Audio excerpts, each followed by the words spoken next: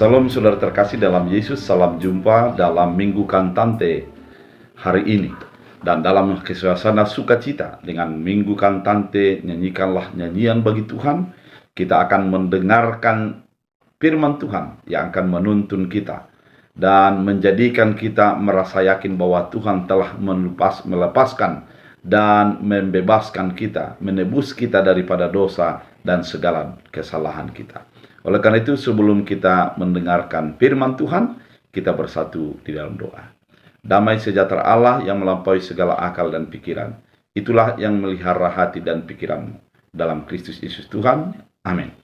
Saudara terkasih dalam Kristus Yesus, firman Tuhan untuk kita pada hari ini diambil dari Kisah Rasul 11 ayat 1 sampai 18. Kisah Rasul 11 ayat 1 sampai 18, demikian firman Tuhan.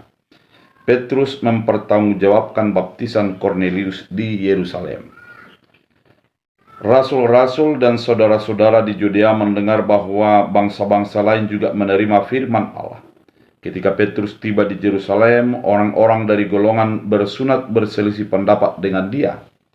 Kata mereka, "Engkau telah masuk ke rumah orang-orang yang tidak bersunat dan makan bersama-sama dengan mereka." Tapi Petrus menjelaskan segala sesuatu menurut katanya.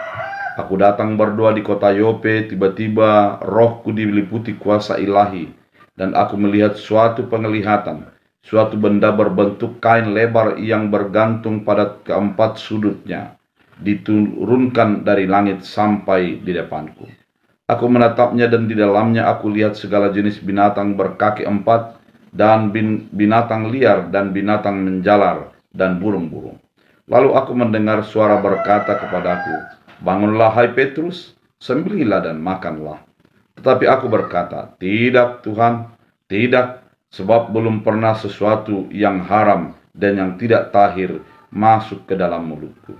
Akan tetapi untuk kedua kalinya suara dari sorga berkata kepadaku, 'Apakah yang dinyatakan halal oleh Allah, tidak boleh engkau nyatakan haram?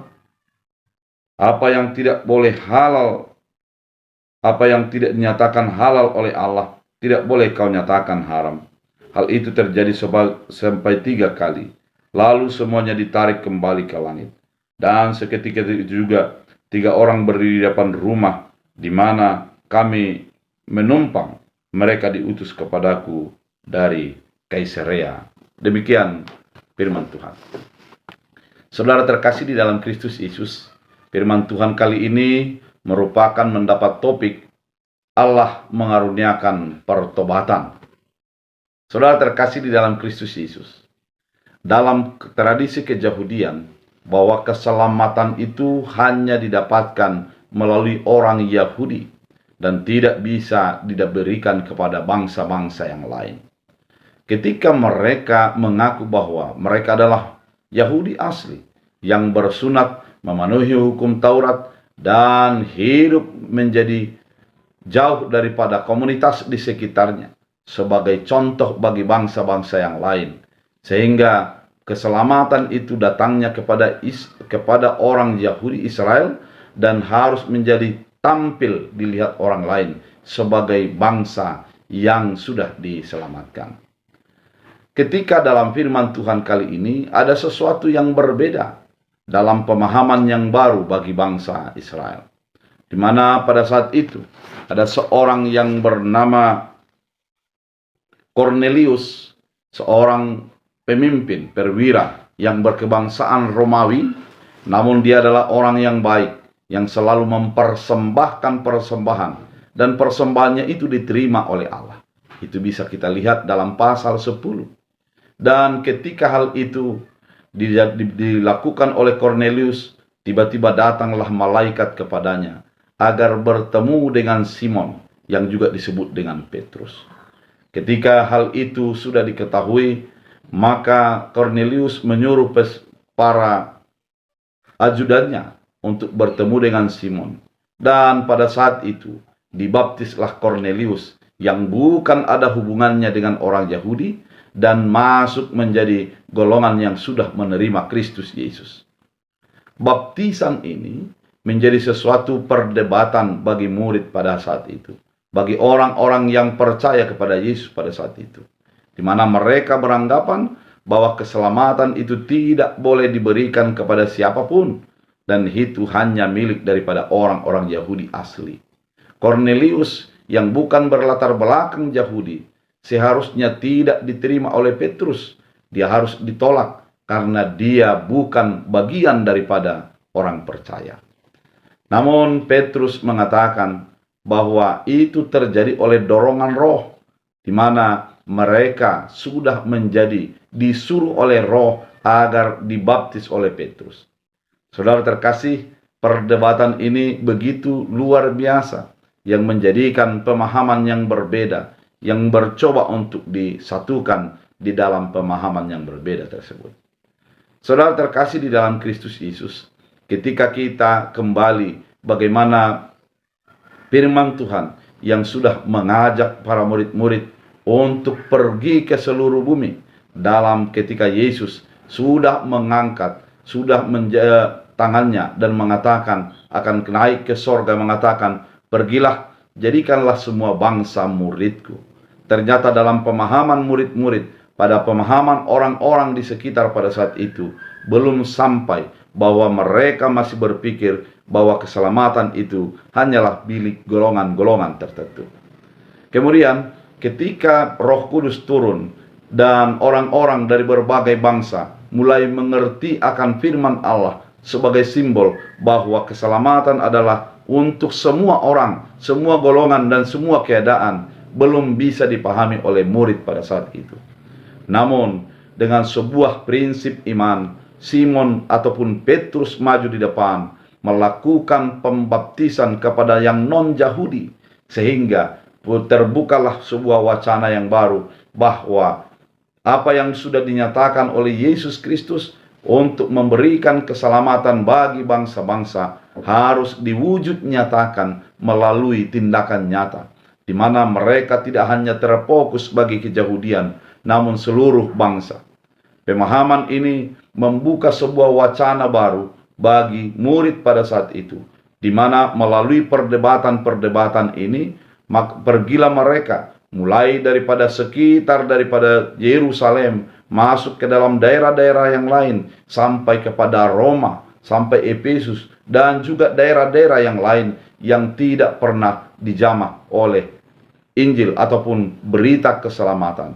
Oleh karena itu, saudara terkasih dalam Kristus Yesus, ketika pada firman Tuhan kali ini dikatakan bahwa Allah mengaruniakan pertobatan, ternyata pertobatan yang dialami oleh Cornelius yang bukan mengenal Tuhan itu merupakan karunia yang lebih besar, bukan menjadi menganggap diri sebagai orang yang sudah lebih hebat, lebih suci, lebih benar daripada orang lain. Namun ketika kita menyadari keselamatan itu menjadi bagian daripada semua orang, pada saat itulah menjadi tugas panggilan kita untuk memberi keselamatan dan menyatakan keselamatan itu. Saudara terkasih di dalam Kristus Yesus, dalam kehidupan masa kini, banyak orang menjadi terjebak menganggap keselamatan hanya milik gerejanya tertentu. Saudara terkasih, masih ada orang menganggap bahwa gerejanya lah yang membawa keselamatan itu, di luar daripada alirannya, di luar daripada pemahamannya, maka itu adalah kurang benar dan tidak menjadi beroleh keselamatan. Pemahaman ini dirubah dan menjadi dinyatakan pada saat ini keselamatan merupakan anugerah daripada Tuhan. Dan masih ada juga orang menganggap bahwa keselamatan bagi orang-orang tertentu. Bukan, keselamatan adalah bagi semua bangsa, semua umat, dan setiap orang berhak menerima keselamatan itu. Namun yang menjadi tugas kita adalah bagaimana menyatakan keselamatan itu sehingga orang lain menjadi hidup dalam keselamatan.